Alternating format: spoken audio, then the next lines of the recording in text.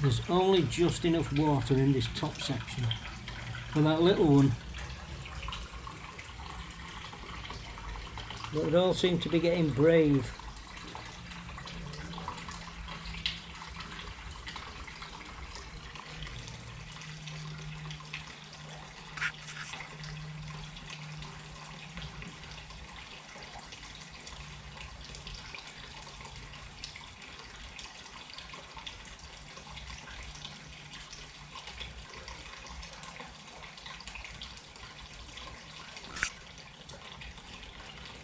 There's not enough water, you idiot.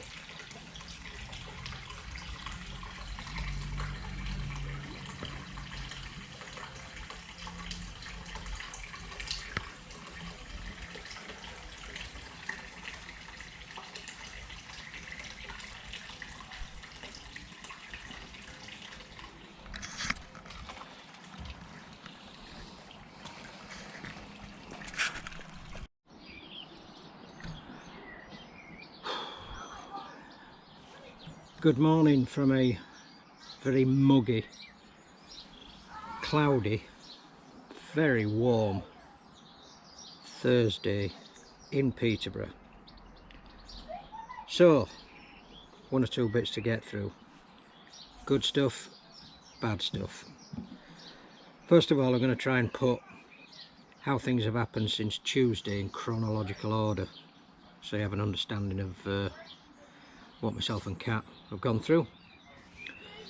So as you know, Tuesday morning the nuclear bunker came down and we started filling the pond to the top of the lowest level. As you know, it's in steps, and basically said to the builder, you'll be able to reach every aspect of that wall from the first tier and around the outside edge, no problem.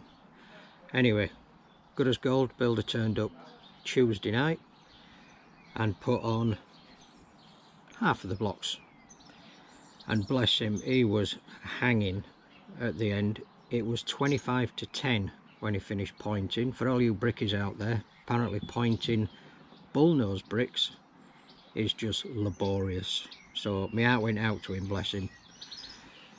Wednesday morning I got in touch with the builder and I said, you definitely coming tonight? Yep. So I said to Kat, we'll raise the pond level up to the top edge of the second step, so about another 8 or 9 inch. Then we basically said, right, it's coming Wednesday night, let's just get the fish in, let's get the aeration in. So first of all, we'll catch all the fish, measure them, inspect them and put them into the bottom part of the main pond. First one that came out was the Achiba, and that was bleeding at the gills. Little clouds of blood, not a lot, but still clouds of blood. Took some photographs, put that in, thought nothing about it. Over the period of time that the koi have been in the paddling pool, seemed to be alright, no flicking or flashing, anything like that, but the water quality has been bad. The filter that I got for it was only a temporary measure, and due to unforeseen circumstances it just ran on longer than it should have done. Anyway, we measured and photographed every fish, so that were 14 in total, put them all in the pond and they seemed quite happy.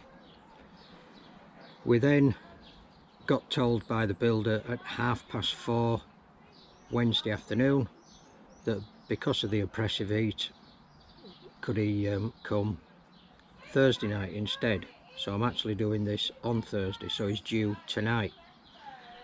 But because we'd emptied the paddling pool and put the fish across into the big pond, we were committed. I couldn't leave it without filtration very long, so we took the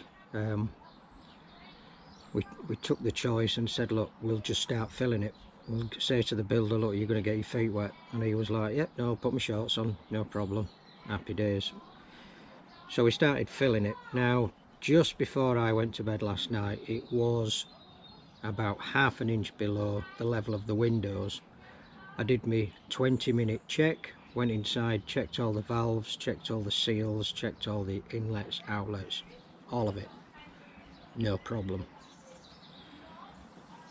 Then, as many of us do when you get to a certain age, we left the tap running overnight, thinking we really need to push this. The fish have gone through enough, we need to get some good filtration and get them happy.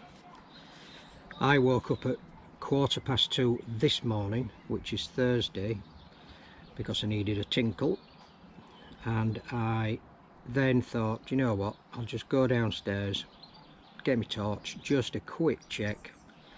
Went in the greenhouse, horrendous, water spraying, great.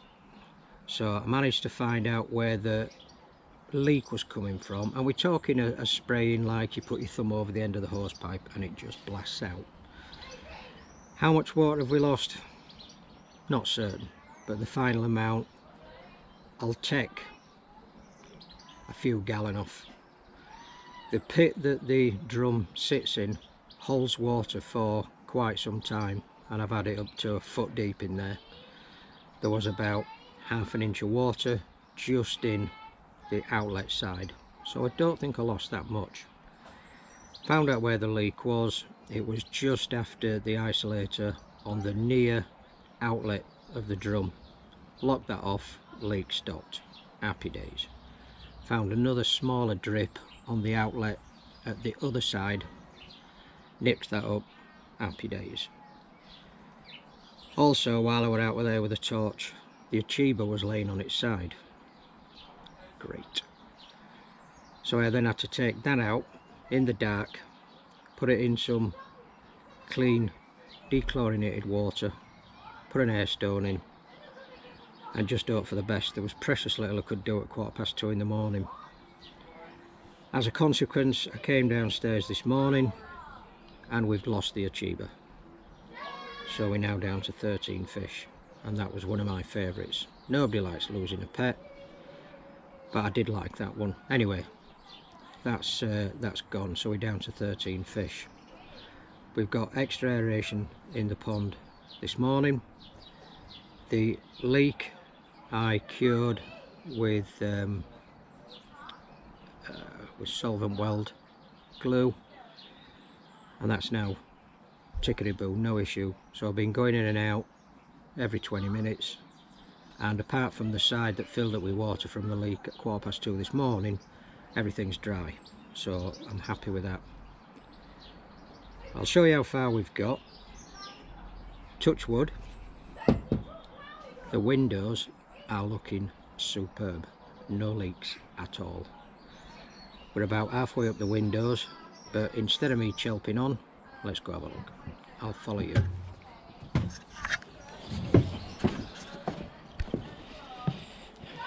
Paddling pool needs cleaning. Garden still smells of whiskey. Covers on last night.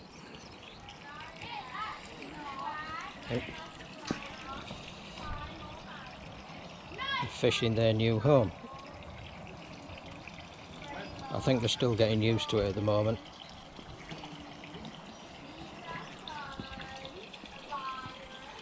What about these bricks? The professionals out there will notice that we got the wrong end. We got a double end, a corner instead of a single, but it doesn't look too bad, and I'm not too precious. I'm not that fussed, so I can live with that. I really like that. So, water level up to, I think we've about 3.5 bricks to go. Water level's going to be about here, maybe a fraction higher. So that will certainly be full today.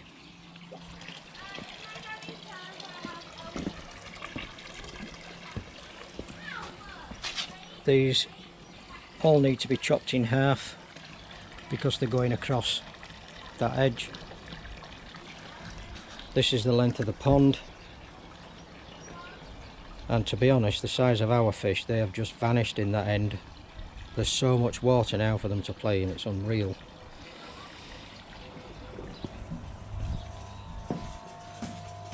Accidental water.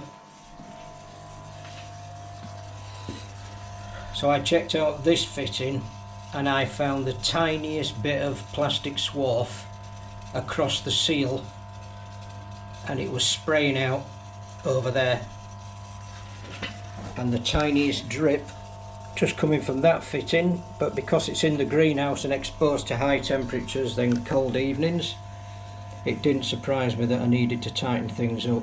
So when the pond is actually full, I'll go around and nip everything up. Other than that, it's looking pretty good. Just got to sort the overflow out in here. Well, I said just got to sort. I have all sorts to sort out. And that's a bit of rain from last night because it did pour down.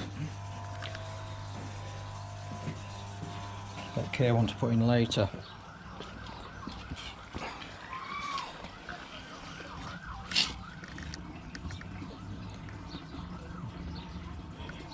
Just in time. Just in time. This is the one with the deformed fin. We call it Rachel, and none of us can remember why. You can see the bottom drain there. That's looking pretty good. And there's the level of the water. Oh, coming back.